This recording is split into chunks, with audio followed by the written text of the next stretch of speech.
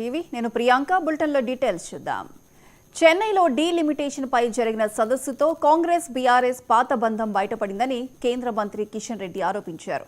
Delimitation పై కేంద్రం ఇంకా ఎలాంటి నిర్ణయం తీసుకోలేదని చెప్పారు. ప్రజల్లో వ్యతిరేకత ఉన్నందునే డీలిమిటేషన్ భాష పేరుతో స్టాలిన్ ప్రజల్ని తప్పుదో పట్టిస్తున్నారని విమర్శించారు. ఏదైనా ఇప్పటికీ చట్టాలుంటే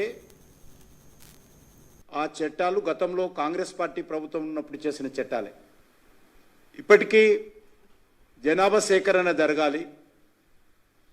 డీలిమిటేషన్ కమిటీ పార్లమెంట్లో చట్టం చేసి కమిటీ కాన్స్టిట్యూట్ చేయాలి. ఆ కమిటీ దేశమంతా విస్తృతంగా ప్రజల యొక్క, రాజకీయ పార్టీల యొక్క, మేధావుల యొక్క సలహాలు, రాష్ట్ర ప్రభుత్వాల సలహాలు తీసుకోవాలి. ఇందులో రాష్ట్ర ప్రభుత్వాల పాత్ర చాలా కీలకంగా ఉంటుంది.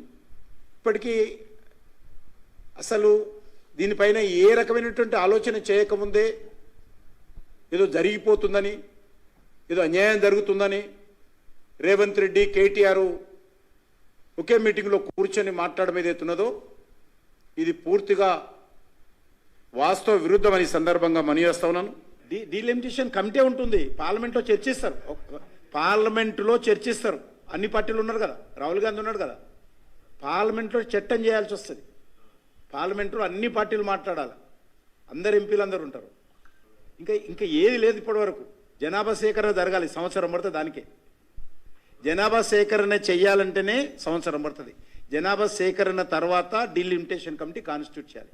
డీలిమిటేషన్ కమిటీ కాన్స్టిట్యూట్ చేయాలంటే అందులో గైడ్ లైన్స్ అన్ని కూడా పార్లమెంట్లో చర్చించాలి, చర్చించి పెట్టాలి. అప్పుడు వస్తా చర్చ. ఏమీ లేదు, ఏబిసిడి లేదు. తమిళనాడు ఎలక్షన్ దృష్టిలో పెట్టుకొని చేస్తున్నటువంటి డ్రామా కాంగ్రెస్ పార్టీ స్టాలిన్ ముందు పెట్టి ఆడేస్తున్న నాటకం. ఆ నాటకంలో కేటీఆర్ కూడా ప్రముఖ పాత్ర పోషిస్తూ పోయిండు.